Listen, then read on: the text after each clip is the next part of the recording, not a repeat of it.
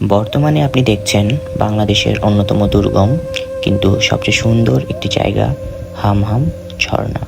এইটা লুকিয়ে আছে হবিগঞ্জের কালেঙ্গা রেঞ্জের গহীন জঙ্গলের ভেতরে। যেতে হবে পাহাড়, ঝিরিপথ আর জঙ্গল পার হয়ে।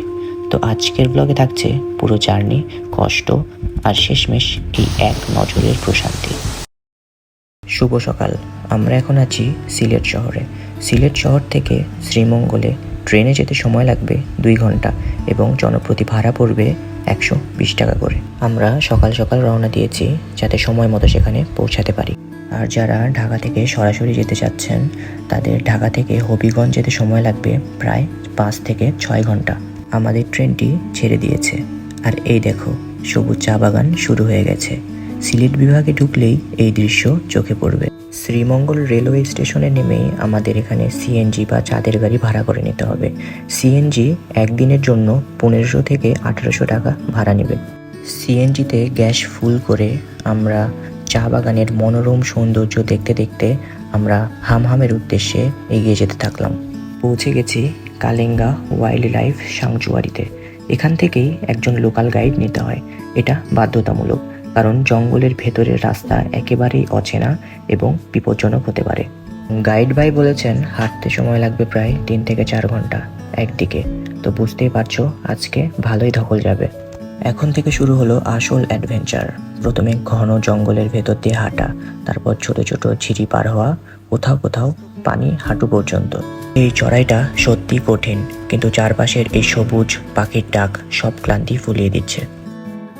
চাইতে চাইতে সবার জন্য কিছু ইনস্ট্রাকশন দিয়ে আসলে এখানে যাওয়ার সময় নিচের থেকে অবশ্যই পানি নেবেন, পানির সাথে স্যালাইন নেবেন, আর কিছুক্ষণ পর পর পানি খাবেন। আর যতটা সম্ভব হালকা জামা কাপড় পরবেন।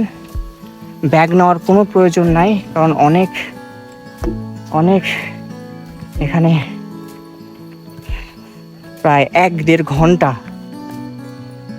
ঘন্টা এখানে হাঁটতে হয়। এই যে দেখুন, উঠতে হবে নামতে হবে। তো যারা মেয়েরা আসতে চান তারা বিষয়টাকে মাথায় রাখবেন। অ্যাডভেঞ্চার আছে ভাই, প্রচণ্ড অ্যাডভেঞ্চার। এটা সবার জন্য না, বাট উপরে যখন উঠবেন তখন আসলে বুঝবেন যে এটা আসলেই পে অফ ছিল। আবার ফার্স্ট স্টপেজ, এরকম আরো 3-4টা পার করতে হবে। আমরা দেখতে আসছি, পুরো গাইডলাইন দেবো আপনাদের।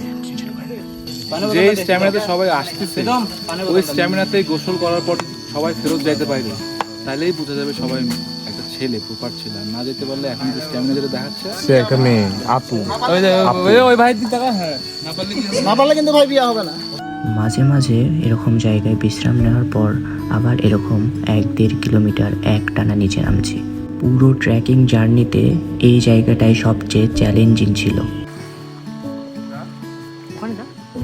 কিছু দূরে পানির শব্দ শোনা যাচ্ছে, মনে হচ্ছে আমরা প্রায় পৌঁছে গেছি।